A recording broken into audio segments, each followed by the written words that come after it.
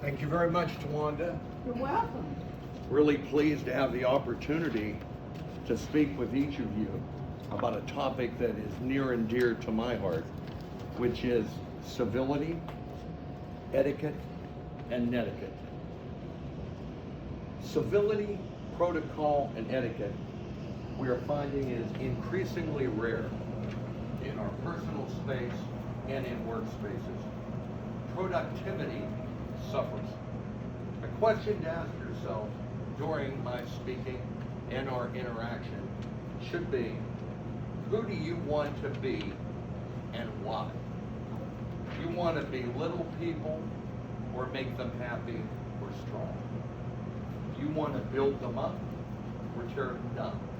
We all have the power within our own personal and workspace to make that kind of a difference. You see, incivility can be a viral and a bacterial infection. By that I mean we carry this disease with incivility, or we carry empowerment by behaviors that encourage civility, etiquette, and netiquette. In my classroom, I often talk about the triple bottom line. My students hear me say that in all of our business classes. So I ask you at this moment, what you think the triple bottom line is. In our personal and workspace, we often say, this is the bottom line. Or we ask, what is the bottom line? But the bottom line is only one aspect of profit. There are other aspects to the bottom line. So take a minute and discuss what the other bottom lines might be in an organization besides profit. We'll give you a minute or two to do that. We also provided a paper if you want to take notes. So we're looking for two different bottom lines besides profit. To help people. Yes. Help people. It'll help people and it'll help you professionally. So what do you think 1P would be besides profit? I heard somebody say people. That is certainly the second P. And the third one is planet. And when we say people, I always encourage my business students and clients that how you treat employees is just as important as how you treat customers. Because researchers have found that if you treat the employees really well, they in turn will treat the customers better. And without customers, we can't exist. The third P, of course, is planet. In a global marketplace, we have to be careful of the planet and all the environmental concerns. But we know that in the workplace, in particular, employees experience high levels of stress, depression, and anxiety. It's often due to being treated with incivility or even observing acts of incivility. Well, what can we do to change lack of civility? We can smile, we can acknowledge others, we can show respect for ourselves and others, we can share credit, we can listen empathically, and we can employ what I like to call radical candor, which means we care personally, but we challenge professionally. Until people know that we care personally, they're not apt to accept our feedback, especially if it's corrective feedback. The things we're discussing today, I always say, are things money cannot buy. And a friend of mine gave me 10 things that he thought money could not buy. On your paper, write some things that you think money cannot buy. Start to make a list of things money cannot buy.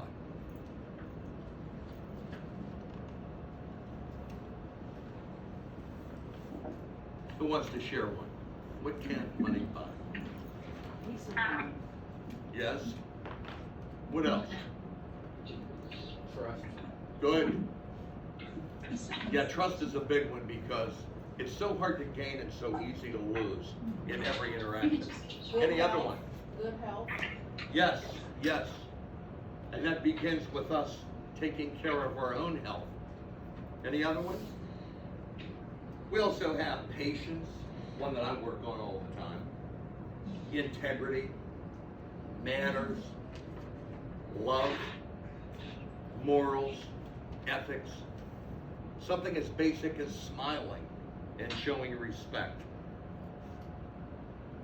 In the next 60 minutes, we hope that you will gain knowledge and skill sets that can help you be more civil and mindful in your own private, personal, and professional life. We'll review the 7 habits of highly effective people, although we'll only focus on 2 because that would be beyond the scope of today's presentation, because many of you attended a session on the 7 habits a few months ago, and we find that the 7 habits of highly effective people relate directly to everything we do in civility, protocol, and etiquette. Our goals for today are to become efficient and effective privately, personally, and professionally. To be civil in all of our behaviors, in our private, personal, and professional lives, and to be mindful, self-aware, and thoughtful in our personal and professional behaviors. The habits are prescriptions for personal, private, and professional effectiveness. We know that innovation and change abounds. Technology changes what we do almost minute by minute. And we discuss the differences in efficiency and effectiveness. Those are 2 things with my business students that we always discuss. And when we discuss that, I often think of 2 secretaries I had as a young executive. I had one, Jan, who was highly efficient. Her office looked like a tornado went through, but anything that you ever needed, she had it there. In fact, she had it there before you even needed it. But because she was so efficient and fast, sometimes she made mistakes. But then there was Barb, who was more slow and methodical, but everything was always right. When it came to financial things, it took her a while. She would barely meet the deadline, but I knew it was accurate. What I learned with some wisdom was, I used to be highly anxious and wish that Jan would become more Barb, and Barb would become more Jan. But that was the wrong thinking. I realized later I was very fortunate to have one efficient person and one effective person. However, we always tell our clients and coach our own business students here at CCAC and other places to try to be efficient, meaning do things right. But we also need to be effective, do the right things. And we hope that we can merge those 2. Most of us are more efficient than we are effective, or more effective than we are efficient. So it's something that we always strive for in our life. Again, we want to become as efficient and effective as possible, to be civil in all we do, and to be thoughtful in all of our personal and work behaviors. When you look at the habits of highly effective people, this is actually an acronym that one of my students came up with in order to remember them. She said to me, Benny began putting thoughts into seeking synergistic saws. There's a good acronym for you. Benny began putting thoughts into seeking synergistic saws, meaning be proactive, begin with the end in mind, put first things first, think win-win, seek to understand, then to be understood. You ever heard people in failing relationships say, she just doesn't understand me. He never understands anything I say. Well, we implore people to try to understand that person rather than be understood. And finally, sharpening the saw, which is the case for personal renewal. As mentioned previously, you did have an overview of the habits, and most of you have read the books by Covey, The 7 Habits of Highly Effective People, and these relate so much to etiquette, civility, and protocol. The message that I picked up mostly from the Covey material is that we should live our lives inside out and not outside in. We need to look inside before we try to change others. We know that many relationships die because people fantasize about someone else changing. That rarely happens. I tell my students and clients, we must be the change we seek in other people. How do we change ourselves? That could be the quintessential question, but we usually say, number one, it involves making promises to yourself before you make them to others. We call them private victories as opposed to public victories. We need to focus on our own strengths and minimize our weakness, and also embrace the strengths of others, not their weaknesses, and practice renewal on a continual basis. It always brings to mind a story of me being a 12-year-old basketball player. Believe it or not, my first love and expertise was basketball. And I would come home from the playground complaining to my parents that the older kids wouldn't give me the ball. My parents said, you better learn to create your own shot. So that was my first realization that I had to be the change I seeked in others. I couldn't wait for others to get the rebound. Being barely 6 feet tall in a world of 7-foot players, sure, I had to depend on them getting the ball to me, but I had to do things to get that ball, including make life easier for them. An interesting exercise is the younger woman and the older woman demonstration. This came out of Harvard University in their MBA program. And you may have seen this before. We ask you to look at this picture. Do you see a younger woman or an older woman? How many of you can see an older woman when you look at that picture? Okay. How about the younger woman? All right. Can you see both? Yeah.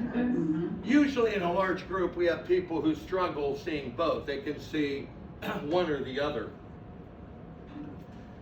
I love this demonstration because it shows us that two people can see the same thing and come away with a different truth. We often hear that in a court of law, right, where there's an accident and one witness sees one thing and another witness sees something else, but it's reality for that person. We always have to remember that in dealing with people. The significance is that conditioning affects our paradigms and our perceptions. The paradigms affect our attitudes and behaviors, and that we see the world not as it is, but how we see it. That phrase has almost come trite, hasn't it? The phrase that reality is perception, but it is. So we need to take responsibility for our own paradigms, listen to the paradigms of others and their perceptions, and get a better, more objective view. When I know people are familiar with this, whether they're students or clients, I will often say, can you see the older woman in this situation? Or can you see the younger woman? Change your perception. Does the other person see what you see? We call these principle-centered paradigms. It's a basis for character ethics as opposed to personality ethics. These principles are changeless. I call them lighthouses. They aren't going to change because of the weather or day or night. They're self-evident and they can be unarguable. And they're principles, not practices. We always have to be careful thinking that practices or best practices are reality. They're not. The principles should govern everything. So our character is a composite of our habits. These habits are powerful factors in our lives, and they occur at the intersection of knowledge, skill, and desire. And habits are not fully rational because of our psychological mind and the fact that it's not always rational. If our psychological was rational, we wouldn't see all these weight loss centers all over the country sprouting up like asparagus. We wouldn't see LA Fitness everywhere, because we all know that we should be more concerned with food and fitness, but it's tough to find the time. I'm a living example of that. We tend to overestimate our rational selves and underestimate this irrational self. But we need to be proactive and use conscious understanding so that we can orient better habits. These statistics are very powerful. 88% of our behaviors of daily hygiene are habitual. 55% of our work tasks are habitual. 44% of our work behaviors are habits. And 44% of our behaviors, like sitting on a couch, relaxing, watching TV, are also habits. So the first step in making changes inside are to change these habits. If it were easy, everybody could do it. We know it's quite a challenge. I work on it every day of my life, and later I'll share with you something that I use to try to keep myself on track. We know that habits can control us in negative and positive ways. 50% of traffic accidents occur 5 miles from our homes. 50%. Because we start ruminating and reflecting and emoting because we're so familiar with our surroundings. Distracted driving is a major problem. We have all been at traffic lights when we saw people with not just one phone, but 2 phones on laps. We're all guilty of that at some point, because I tell my students I'm available 24/7, so they know that if they call, email, or text me, that I'm going to respond in almost real time. But I try not to be looking at my devices when I'm driving. But 50% of Americans admit to reading messages on smartphones while they drive, and 30% admit to texting messages while driving a vehicle. So we know this is a major problem in such a connected society. A topic I'm really interested in is what I call partner phubbing, or cell phone snubbing.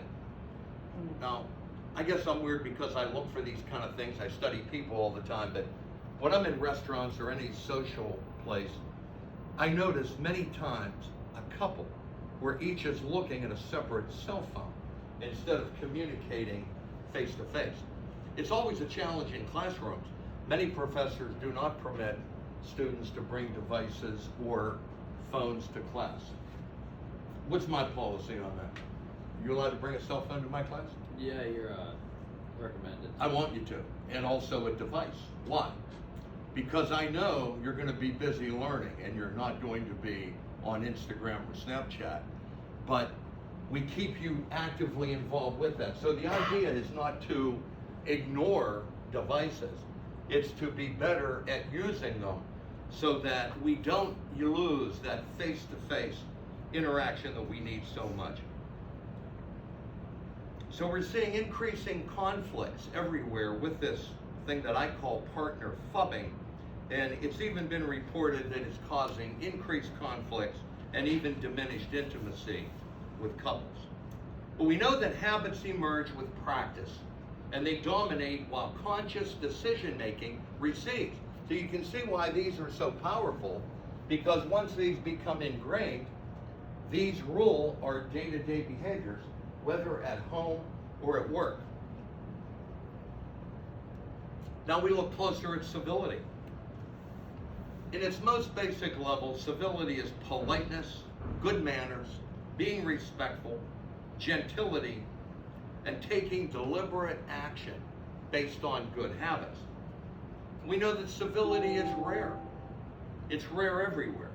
Incivility damages people, even if the incivility is directed at others. If you remember one thing from today, it's that incivility doesn't just affect the person directly, but other people who observe incivility. That's a powerful thing for each of us to remember in our lives. Connections can represent civility. We must be emotionally connected more than electronically, And we must look for that protocol, which I call first glue. Protocol is first glue. In fact, I propose with all my students and all my clients everywhere that we should implement what I call a 10-5 rule. From 10 feet away, if I were approaching Justin, I'd smile. At 5 feet, I should say hello. And I've been doing this for quite a while, and it's amazing that many times at 10 feet, the person's head is in a cell phone, but I still smile. When I get to 5 feet, I say hello. Many times they look up from the phone and say hello. Other times I'll be 5 or 6 feet past them, and I'll be listening intently, and I'll hear hello. Or sometime I hear nothing, but that doesn't matter because we want to live our lives inside out. But that basic 10-5 thing can be very powerful.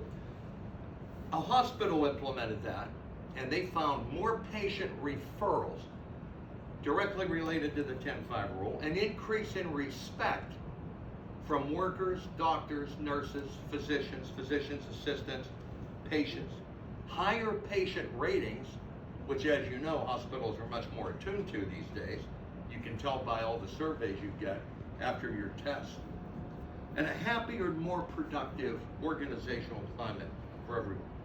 So at this point, I'll put you on the spot for a second and write on the paper provided what civility means to you so far.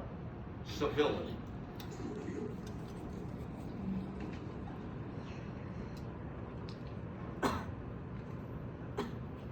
We are going to have a Kahoot 10-item quiz at the end of the session. And Tawanda was kind enough to get 3 books for the 3 highest scores on Kahoot. We try not to make the questions too difficult, but it's just like the pre-test that we use with my students in class. We just want to show you where we're going with the learning that we hope to affect. So, with the person next to you, tell that person what civility means to you. Civility.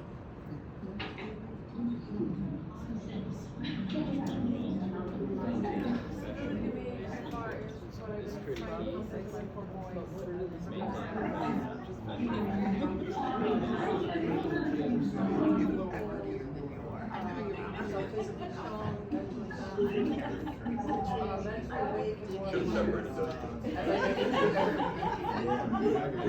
But I warned him in advance that we were going to. Sure you are.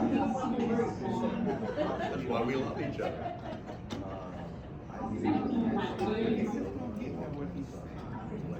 Okay, I heard some great interaction.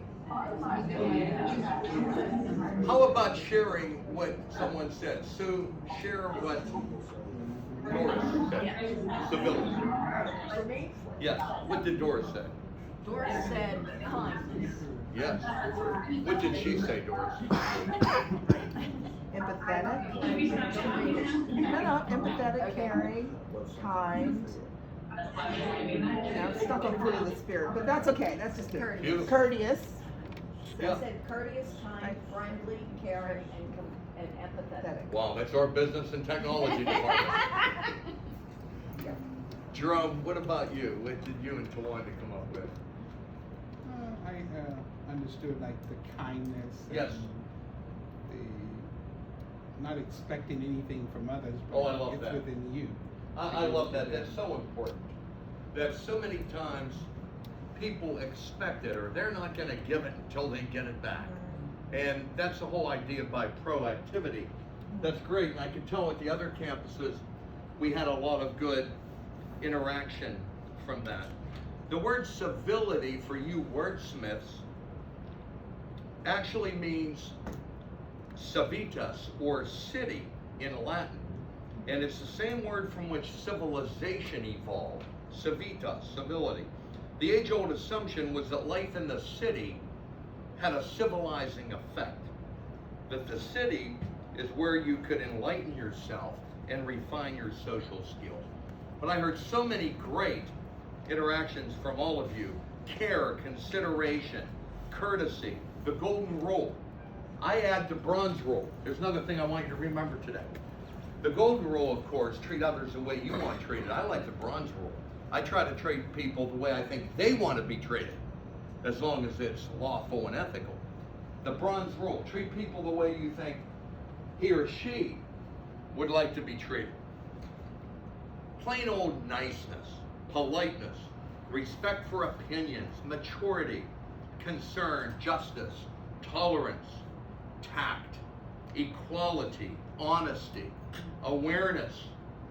I really like awareness because we teach a lot of cultural things in our business classes here at CCAC and others. And I always tell my students, it's such a cultural thing. Particularly in America and Germany, we rely on words. We trust words. In other cultures like the Middle East and Turkey, they don't trust words. It's more your nonverbals, your behavior. Another one of my careers is, as most of you know, I'm a tennis pro. I still teach tennis 7 days a week. And I have a student from Turkey. I've had him for 28 years. In fact, he's now a pro himself. I started him as a raw beginner. Some days he'll come on the court with me and he'll say, man, I don't know who made you angry today, but I'm glad it's not me. And I said, what do you mean, Mitten? How do you know? Nobody else knew. He said, I can tell. So that's the difference in reading behaviors and not just words. So my task is to try to get better with empathic listening and try to learn from people with other cultures, which should be part of the diversity that we seek in life. We can learn so much from one another. Somebody mentioned listening. You know, I always tell my students and clients, I've known one good listener in my entire life. One.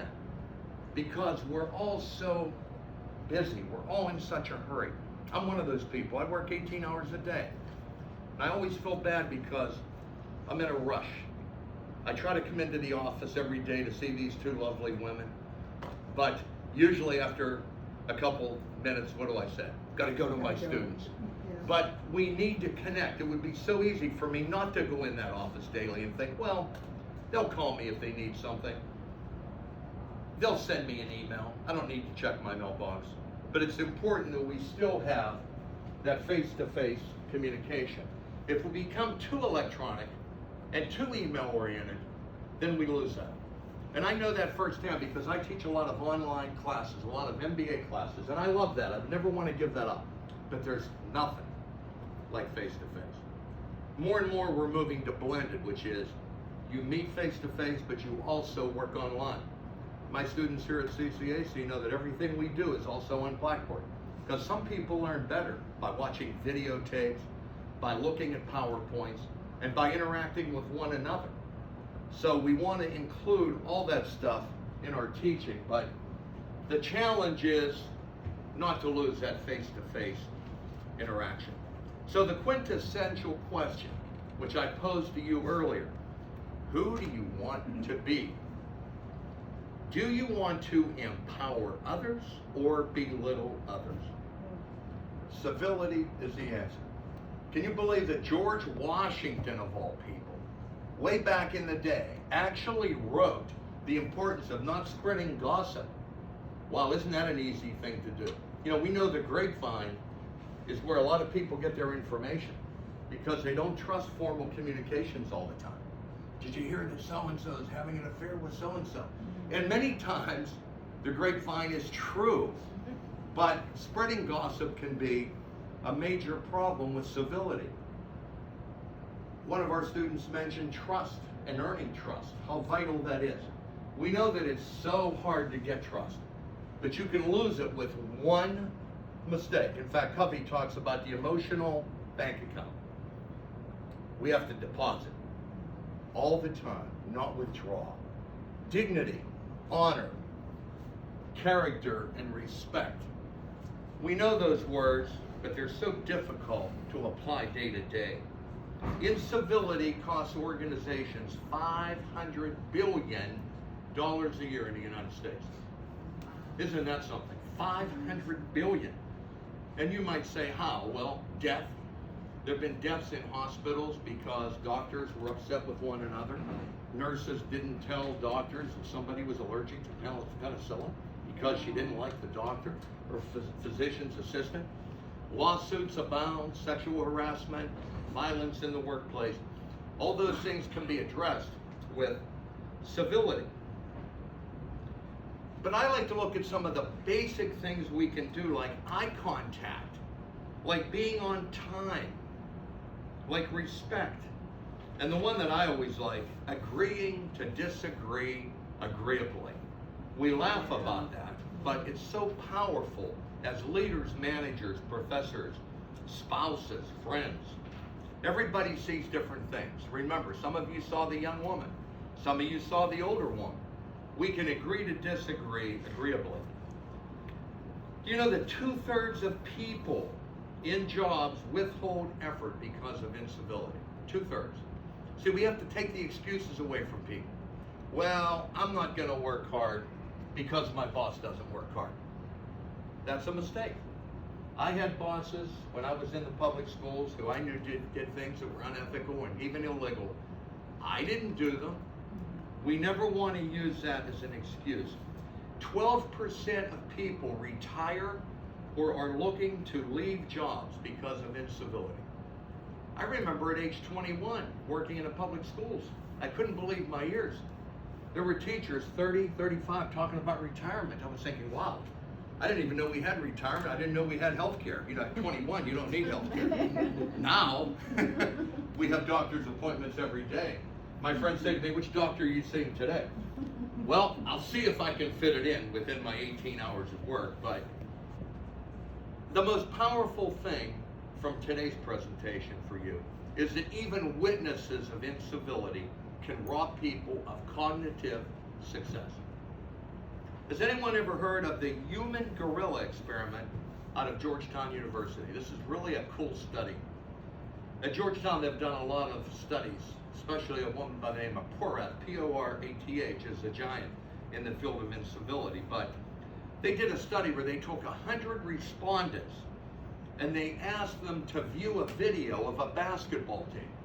Their charge was how many times the ball was thrown before a shot was taken. Now the interesting thing is, they put a guy in a gorilla suit and they had him walk right in the middle of the screen and pound his chest. Do you know that if somebody had experienced incivility, even if they had been given a list of uncivil words, they were 6 times less likely to see that gorilla walk across the middle of the screen? That's a powerful implication to all that we do. People who witness acts of incivility are 3 times more likely to commit acts of incivility. We often say that with domestic violence, right? People who witness that are more apt to commit that later. It's a learned behavior, and it's true with incivility. If you witness it, you're 3 times more likely to be uncivil with somebody else. Equally powerful is that researchers have documented incivility will decrease your memory and your creativity. Every business class we teach, we tell our students, you want to hire creative people.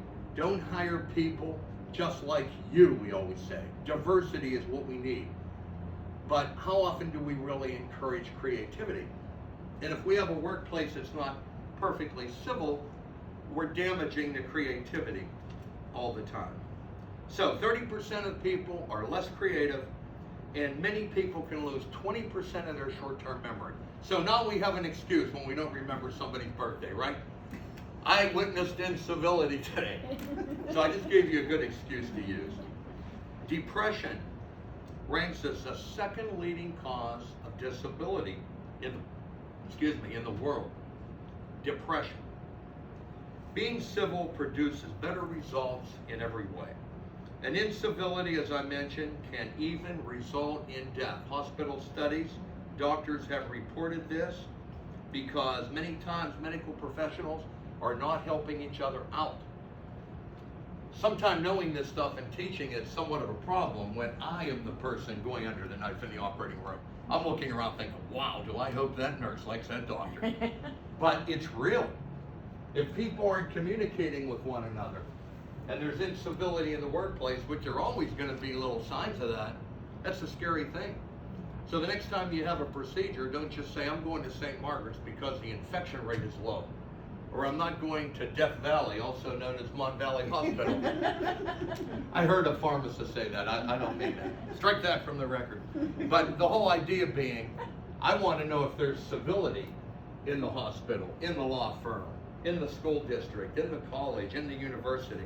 And again, we're not pointing fingers. We're saying in our own little world, what can we do to be more civil? Employees perceive civil executives to be better leaders. You know, as leaders, we all want respected. We all give 100%. But if we're civil, people will like us and respect us, and they'll actually think we're doing better. I tell my students all the time, it's not true that people don't have to like you. They need to like you, and they need to respect you. When you go into interview, within 1 minute, the person has made up his or her mind. Within 1 minute, we talk about that all the time in class. I have my students do presentations. I say, you have to hook us from the very beginning, because people do carry judgments and prejudices with them. Everybody does. So if you want to be perceived as smarter, funnier, friendlier, be more civil. Fundamentals of civility. Here are some fundamental things that we can do. Respect for self and others. That's tough sometimes. It is, to respect everybody in our life space. We have to increase our awareness, and that starts with self-awareness. How are other people perceiving us?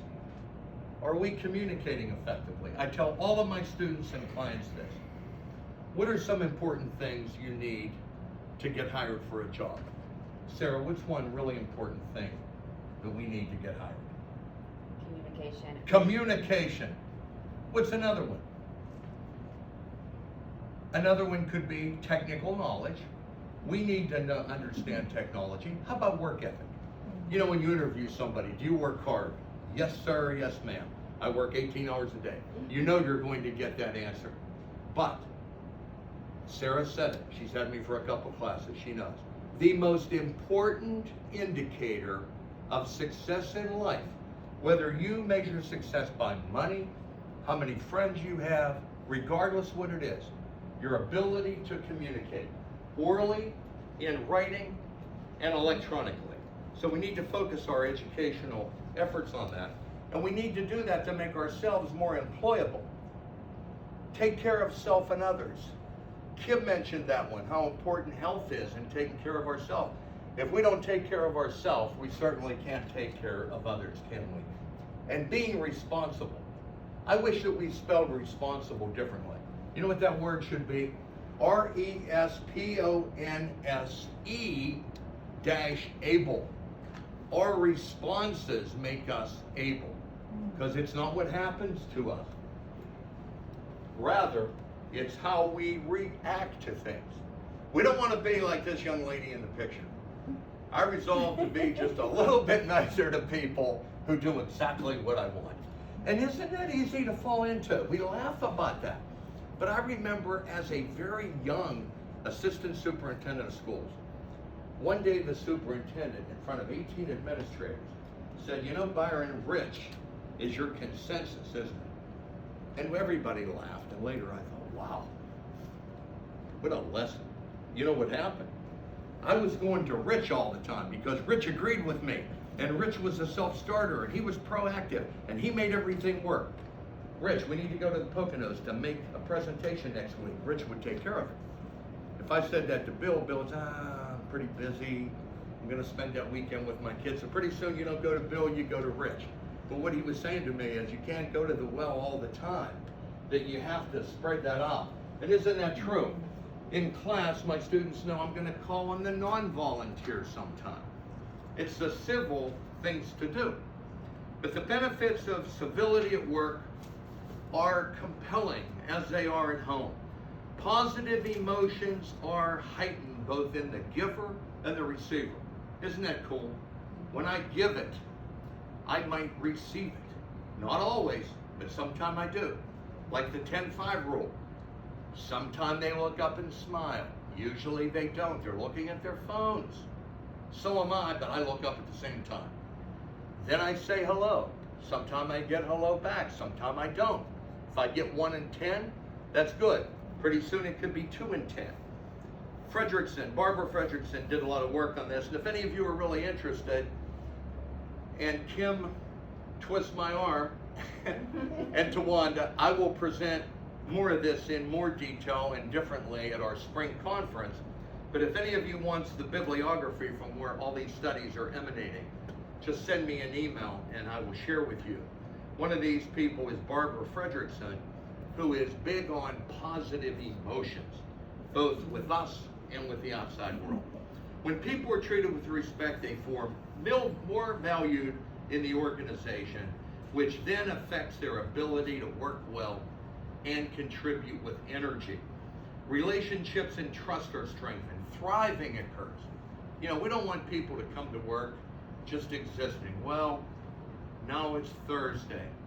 One more day and then it's Friday. But that's how it is in most organizations, because people aren't really getting their needs satisfied at work. And if they're not, I tell people, then you better get them satisfied away from work, but let's try to thrive at work. Sometimes it's not easy. We've all been in jobs that we didn't like.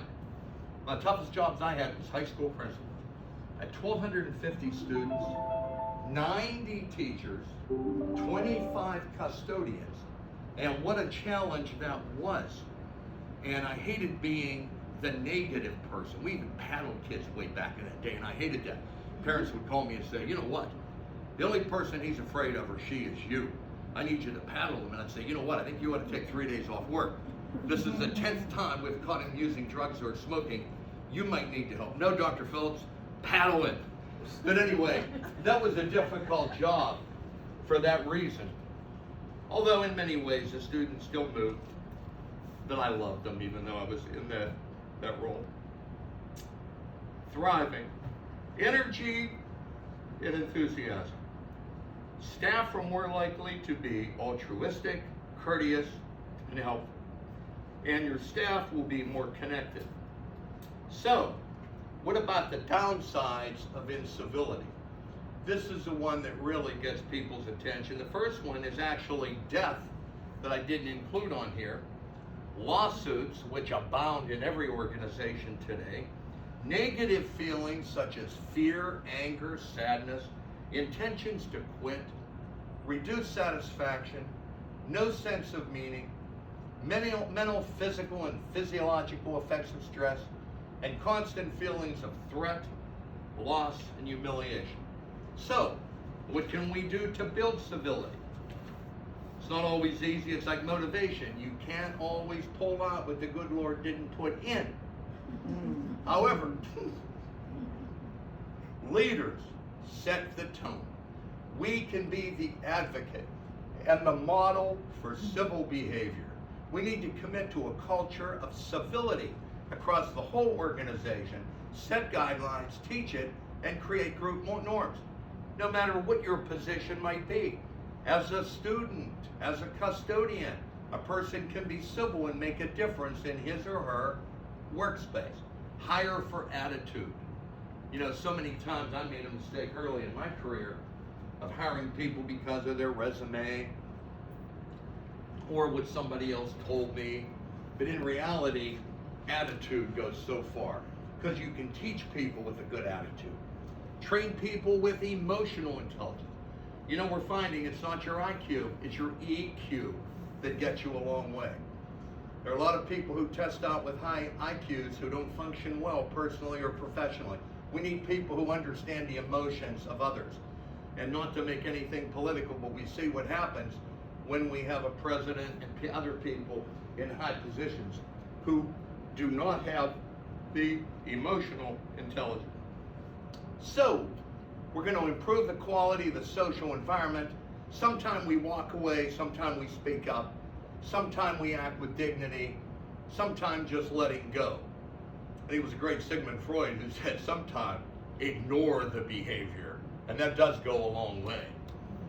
Reward good behavior and penalize bad behavior. One thing that really demotivates people in an organization is when they see people promoted or treated well for bad behavior, and then the people exhibiting good behavior don't perceive that. So it's very important that we set a tone for that.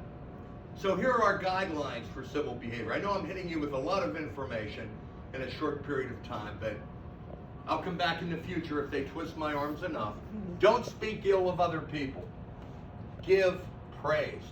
Even if you're not 100% sure that it would be perceived as realistic, praise goes a long way. Respect even a subtle no. Know when to back off and let go. Respect the opinions of others. Don't you hate when people get into those political things where they are so dug in on one side or the other side instead of respecting the opinions that other people have? I might dislike how they feel politically and religiously, but I'm not going to lose them as friends. I have people who unfriend people on Facebook because they like Trump or they don't like Trump. Why would you lose a friend over a political stance? Not me. I'm not losing any friends. Friends are too hard to get. So what I do is not talk politics unless they really twist my arm, but I won't get into arguments about that. I can't change that except vote. Mind your body. I work on that all the time. I need to do much better at that, and I know more about that later. Be agreeable. Be agreeable, and remember what I said. Little by little, I'm learning to agree to disagree agreeably. Everybody has their own opinions. Some people see the younger woman, some see the older woman in the picture.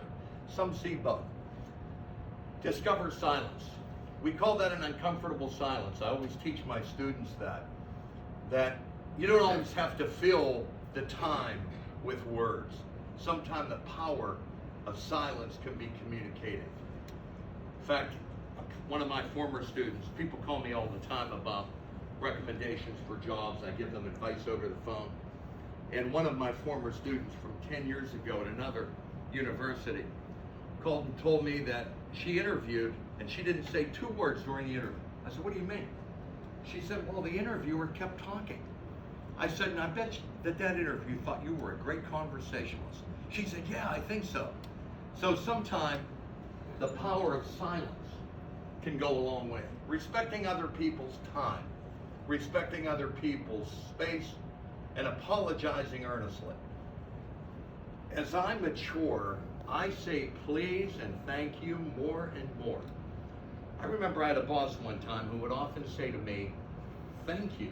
And sometimes I'd walk out of her office and think, for what? But you know, I felt better. Thank you. And then I went and said please and thank you to somebody else. And the civility increased.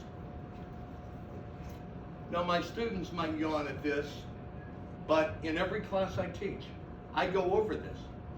And I also have this on Blackboard or Sakai or Canvas or whatever operating system we use at different schools. These are called Phillips Rules of Civility, Etiquette, Netiquette, and Protocol. And by the way, I developed these long before Kim and Tawanda asked me to make this presentation. I said, be respectful of others. Because especially online, sometimes people will start attacking the opinion of someone else, and then I delete that immediately and say, no, we don't do that. Remember, some people see the young woman and some the older lady. Follow the ABCs of posting and discussing. That means acknowledge the other person, build on what he or she said, and be creative in keeping the conversation going. Never flame or attack another person. Remember, just because somebody has a different political stance than me, I'm not going to attack that other person. I might think they're crazy for their political views, but I'm not going to get involved in that. They're still good people. They're just misguided in one area, perhaps. Or they think I am. Use higher order academic language. This was meant for the classroom, of course. I tell my students, no reason to ever swear in class. Don't do that. In class, we're using higher order language. Every context is different. Be aware of your electronic footprint and impressions. So online, we have to be aware of everything we say, and obviously face-to-face, the impressions we make are everything. And remember, people form those within a few seconds of us. It's pretty scary, but it's true. Be patient. That's one that I work on every day of my life, because I'm not even patient with myself. I coach my students when they're interviewing for a job. I tell them, you're going to be asked this question. What are your strengths? And of course, the person goes on and on about how great they are. What are your weaknesses? That's a tough question. My answer to that, I tell my students, is I expect so much out of myself. Therefore, sometimes I expect a lot out of others. So you could say that I turn a positive into a negative. But for me, it comes back to patience. Because over the years, I've had enough people tell me, you need to be a little more patient. So I'm working on that. But I know it's something I need to deal with. And I think most of us do. Be patient with yourself. Be patient with others. Be selective using humor. 20 years ago, if I were making this presentation, I would have told you 10 jokes already. But in today's world, what do we find out? Every joke offends somebody, some way. So I'm not as funny as I used to be. And be careful with emojis and texting lingo. I might be old chronologically, but in my mind, I'm like 26. So I tend to make the mistake with my older friends. They'll send me an email and I'll answer yes or no because I'm so used to texting, like all of us are. But I tell my students, it's okay to text that way sometime, but everything doesn't have to be a formal letter. You know, I remember 20 years ago, we would speak in legalese every email. Hello, John. The purpose of this email is to memorialize the events of the meeting yesterday when you said you would form an ad hoc committee on civility and come up with a civility statement. So somewhere between that and giving in to the texting is the answer. And then I tell my students, call me if you see a problem or need clarification. Now they laugh at that when I first say that, but they find that if they do call me or text me or email me at 10 o'clock on a Saturday night, I get back to them. And then they tell everybody. And then nobody ever calls me. I laugh about that. Nobody ever calls me. Like a lot of professors and people will say, I'm not giving my cell phone out. I don't want bothered. I'm never bothered.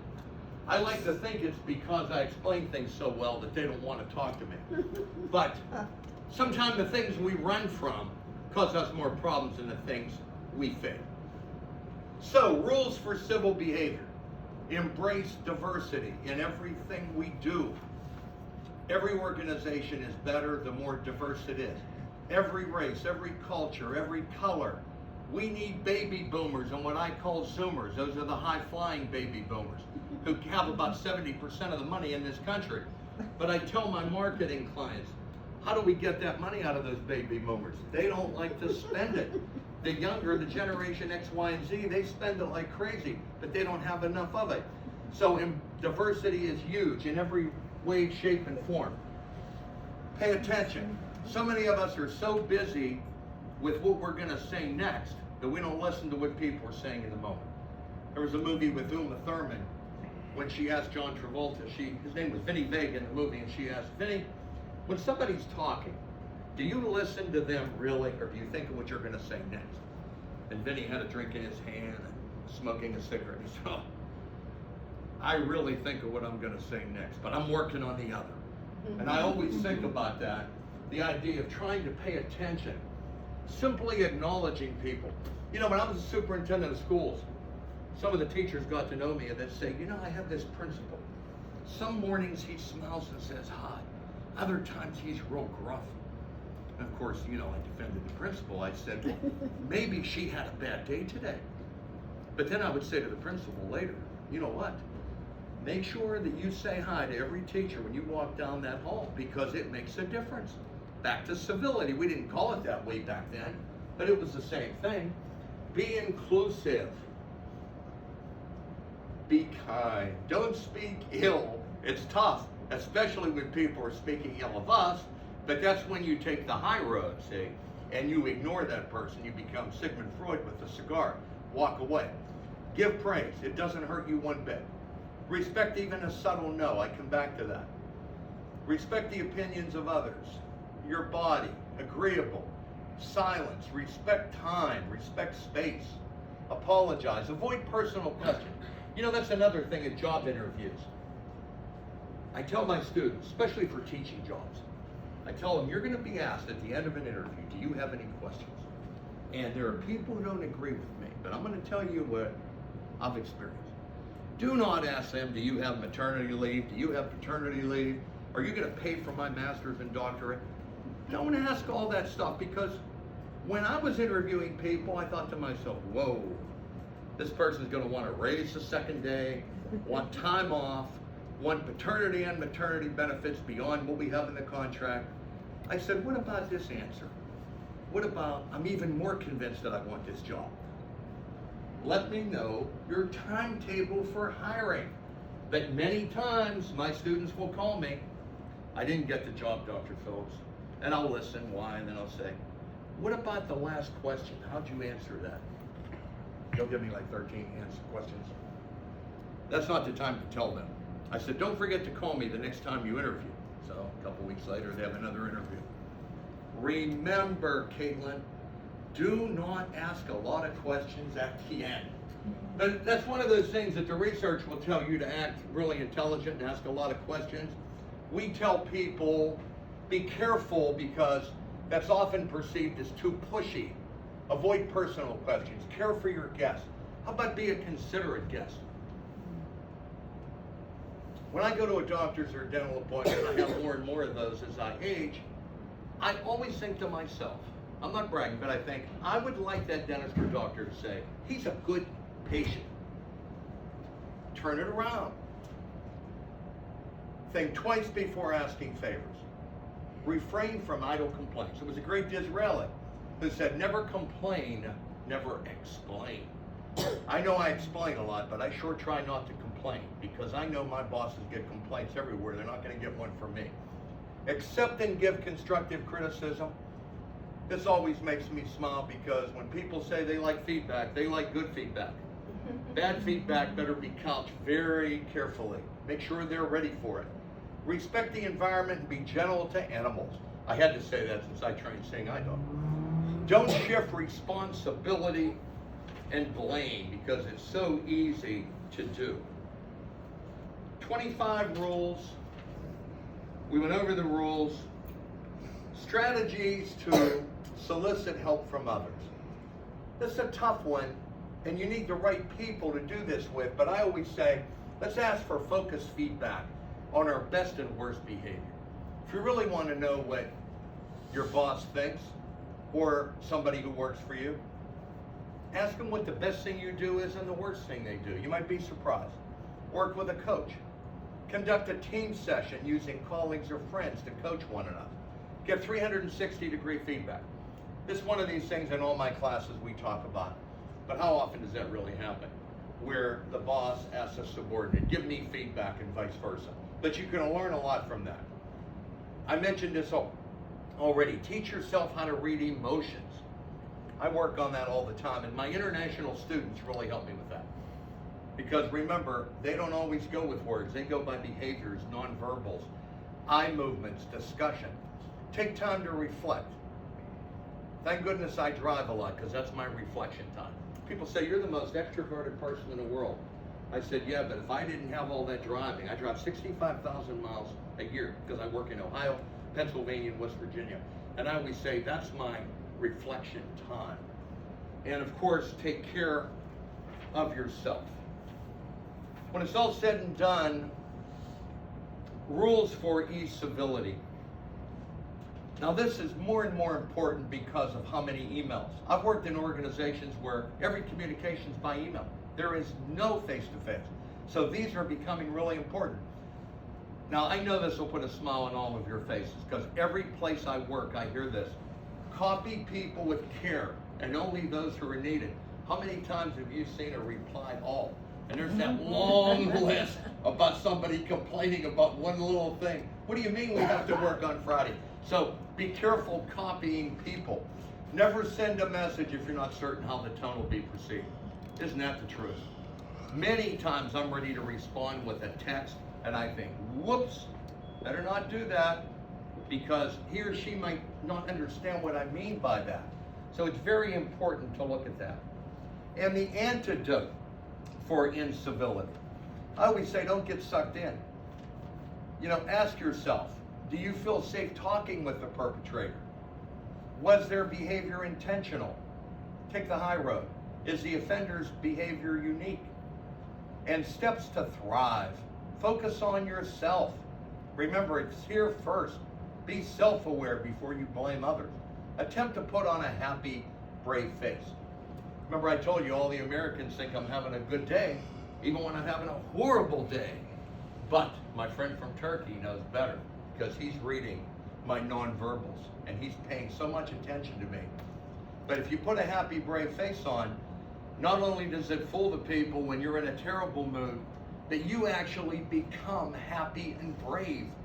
We've done studies on that. When people slouch and look down, like right now, I don't feel very good, but I feel much better now.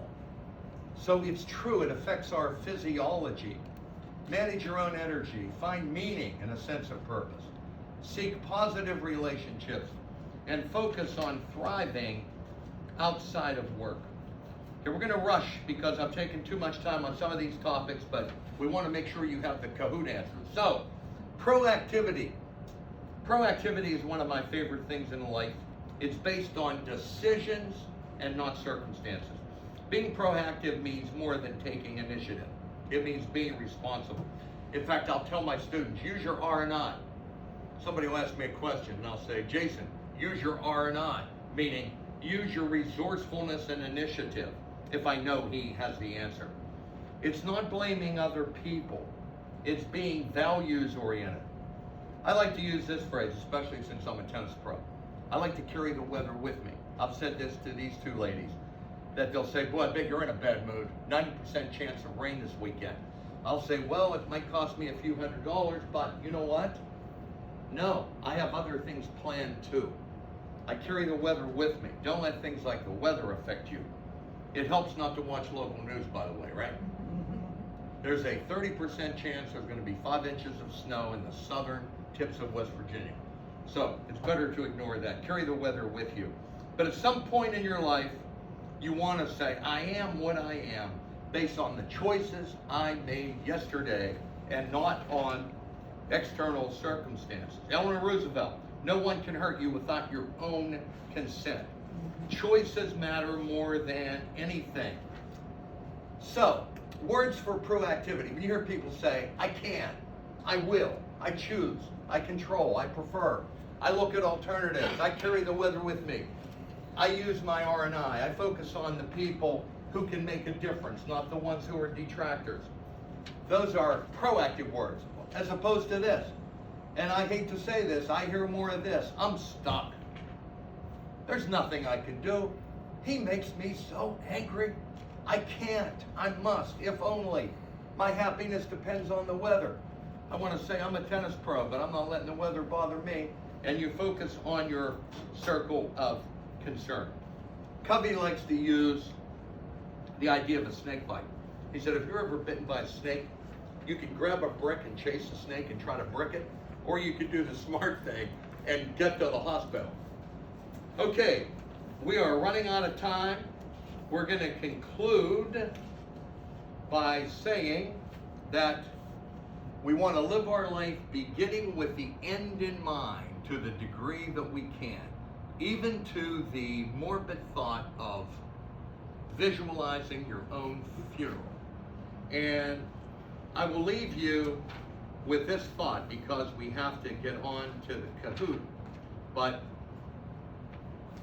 3 men were once asked, what do you want them to say about you at your funeral? The first man said, I want them to say, I was a tireless, dedicated employee who never missed a day of work.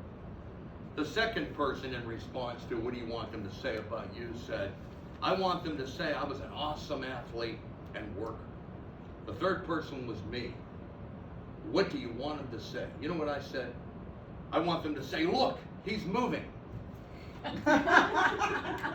On that thought, we went a little over, but it's time for our Kahoot game.